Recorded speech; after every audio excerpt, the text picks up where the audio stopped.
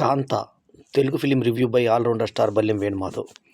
దక్షిణాదిలో స్టార్ హీరోలైనటువంటి రానా దగ్గుపాటి, దుల్కర్ సల్మాన్లు సంయుక్తంగా స్పిరిట్ మీడియా తర్వాత వేఫరార్ ఫిలిమ్స్ బ్యానర్లపై రూపొందించిన చిత్రం కాంత.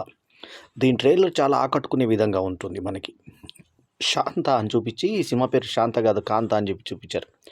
అది ట్రైలర్లోనే మంచి ఉత్సాహం మనకు రేకొత్తించింది. ఆ తర్వాత మిస్టర్ బచ్చన్ ద్వారా ఒక మంచి నటిగా పేరు తెచ్చుకున్నటువంటి భాగ్యశ్రీ బోసే ఈ సినిమాలో హీరోయిన్గా నటించింది. సముద్రకని అద్భుతమైన పర్ఫార్మెన్స్.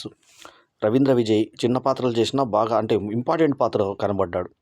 సో తెలుగు, తమిళ్, మలయాళ, కన్నడ భాషలో నవంబర్ 14న విడుదలవుతున్న ఈ సినిమా ప్రీవ్యూ 13 తారీఖు రోజున paid preview art cinemas Raviteja ART Asian Raviteja theatre వనస్థలిపురంలో 6 గంటల 50 నిమిషాల షో, అంటే 7 గంటలకు పడింది. ఆ షోలు స్క్రీన్ 3లో నేను వనస్థలిపురంలో చూడడం జరిగింది. సినిమా బాగుంది. తర్వాత ఇందులో సినిమాటోగ్రఫీ, ముఖ్యంగా సినిమాటోగ్రఫీ బాగుంది. Lopez cinematography, Jakes Bejoy background score, Jhanu Chantar సంగీతాన్ని అందించారు. అయితే ఈ సినిమాలో లీవినెన్ యాంథోనీ గోవెన్సన్ ఎడిటింగ్ బాధ్యతలు నిర్వహించారు. కొంచెం అంత టెక్నికల్గా ఇంగ్లీష్ వాళ్ళనే ఎక్కువ పెట్టుకొని ఒక ఇంగ్లీష్ టైప్ షేడ్స్ తీసుకొచ్చే విధంగా తీసుకొచ్చారు.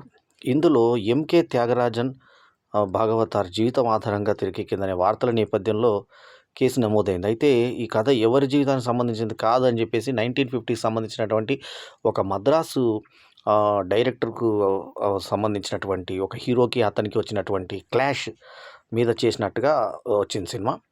అయితే ఇది ఫిక్షనల్ స్టోరీ వలన ఈ రిలీజు ఆగిపోదని చెప్పి రానా చెప్పినట్టే రిలీజ్ అయింది. అయితే ఈ మూవీ ట్రైలర్ను బట్టి కథ విషయానికి వస్తే ఒక హీరో, నిర్మాత అన్నీ ముందు ఎట్లయితే అనుకున్నారో హీరో మధ్య చోటు చేసుకున్నటువంటి అదే విధంగా సినిమా ఉంది.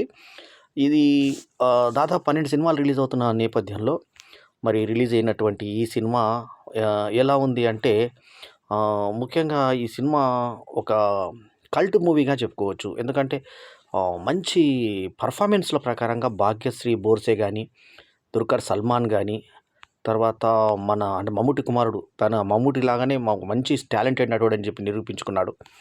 ఈ సినిమా నిడివచ్చి 2 గంటల 43 నిమిషాలు.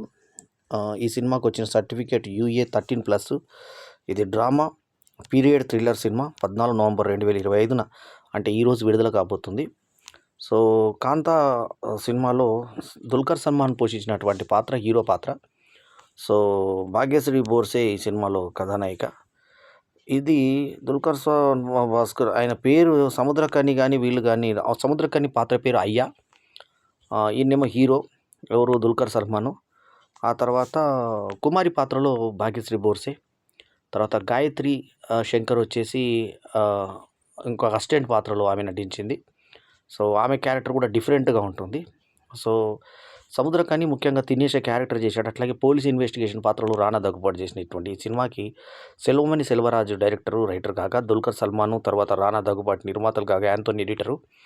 ఇక సినిమా ఎలా ఉంది ఏం సంగతి అంటే, స్కిన్ షో లేదు, పాటలు నేపథ్యంలోనే ఉన్నాయి. పాటలు మాత్రం షేడ్స్ అని కూడా డిఫరెంట్గా వస్తూ ఒక హీరోకి ఒక దర్శకునికి మధ్యలో స్టార్టింగ్లో జరిగింది ఏంటి, తర్వాత జరిగింది ఏంటి అనేది మనకు చూపిస్తారు. సో సస్పెన్స్ మాత్రం దీన్ని మళ్ళీ ఎస్పి భయంకర్ గురించే మాట్లాడాలి. ఎస్పి భయంకర్లో విలన్ చర్చ్ ఫాదర్ ఉంటాడు. సో అది పోస్టర్ మీద మనకు అగ్ని నాయక్లో చర్చ్ ఫాదర్ని కొట్టినట్టు పోస్టర్ వేశారు. అంటే చూడంగానే తెలిసిపోతుంది. అట్లాగే దుల్కర్ సల్మాన్ హైట్లో మనిషిని చూపించి, బూట్లు చూపించి, మనిషిని చూపించకుండా పేల్చేసి లాస్ట్ దుల్కర్ సల్మాన్ విలన్ అంటే అక్కడ సస్పెన్స్ తెలిసిపోయినప్పుడు ఇంకెలా ఉంటుంది సినిమా, అలాగే ఉంది సినిమా ఇది. కాకపోతే ఈ సినిమా చూడాల్సిన అవసరం ఏంటంటే, దుల్కర్ సల్మాన్ పర్ఫార్మెన్స్, భాగ్యశ్రీ బోర్సే పర్ఫార్మెన్స్, సముద్రకని అయితే ఇరగదీసేసాడు క్యారెక్టర్ని. అందరికన్నా బాగా చేసింది సముద్రకని, తర్వాత భాగ్యశ్రీ బోర్సే, ఆ తర్వాత దుల్కర్ సల్మాన్, ఆ తర్వాత రవీంద్ర విజయ్ ఎప్పటిలాగానే మంచి నటుడు. సో ఇందులో నీలల్ రవి చేసిన మామ పాత్ర కూడా బాగుంది. ఒక హీరోకి మామగా నీలల్ రవి ఉంటే, ఆయన భార్య ఈ హీరోయిన్తో ఇతను సంబంధం పెట్టుకుంటే అనుమానపడుతూ ఉంటారు. సో వీళ్ళు షూటింగ్లో జరుగుతున్నటువంటి రొమాన్స్ ప్రకారంగా ఒక డమ్మీ బుల్లెట్గా పేల్చేది నిజంగా బుల్లెట్తో పోలుస్తారు. ఈమెనేమో డైరెక్టర్ని అయ్యా అని చెప్పి ఆయన డైరెక్టర్ మనిషి ఉంటుంది. ఆ డైరెక్టర్కి హీరోకు పడదు. సో హీరో కొంచెం దర్పంగా వచ్చిన తర్వాత ఒకప్పుడు తనని ఇన్సల్ట్ చేశాడని ఇప్పుడు మనము ఆ మధ్య క్రాంతి కుమారు చిరంజీవిని అవమానపరిచాడు కొన్ని సన్నివేశాల్లో అందరి ముందు. గట్టిగా మార్చాడని చెప్పి ఇనీషియల్ డేస్ గురించి మనకు కొన్ని వార్తలు యూట్యూబ్లో సంచలనం చేశాయి ఆ మధ్య. సో ఆ రకంగా ఇతను కూడా అవమానపడ్డ హీరో అనమాట. సో ఇప్పుడు స్టార్డమ్ వచ్చిన తర్వాత అతను నువ్వు ఇంకేం చేయలేవు అన్న టైప్లో బిహేవ్ చేస్తుంటే సముద్రఖని